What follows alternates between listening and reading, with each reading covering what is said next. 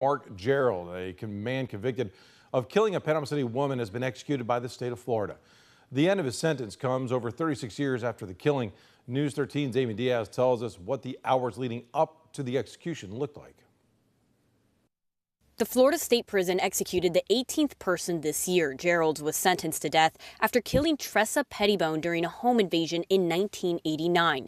Pettibone's 8-year-old son found her body in the kitchen after coming home from school. Gerald had previously worked for the Pettibone family as a carpenter and used that relationship to plan out the robbery and killing. On Tuesday, his death sentence was completed. There were 18 people in attendance. Gerald, in his last words, addressed someone and said he missed them and he loved them every day. He declined a last meal, a last meeting with a spiritual advisor, and didn't have any visitors on Tuesday. Gerald was charged and convicted for first-degree murder, armed robbery, burglary, and stealing a car. A few years after his trial, the Florida Supreme Court vacated the death sentence, but Gerald was later resentenced and placed back on death row. Governor Ron DeSantis signed the death warrant on November 7th. Gerald did not appeal. A representative with the state attorney's office spoke on behalf of Pettibone's family, who say this is the closure their family has been looking for since the day of the murder.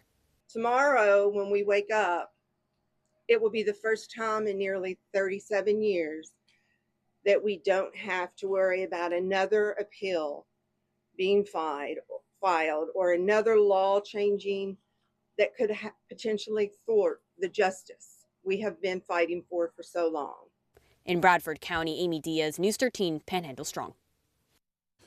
Well, this execution may not be the last for the state this year. Governor DeSantis has signed the death warrant for Frank Walls, an Okaloosa County man who was sentenced after killing 5 people in the 80s. His legal team is filing motions to stop his execution, which is scheduled for December the 18th.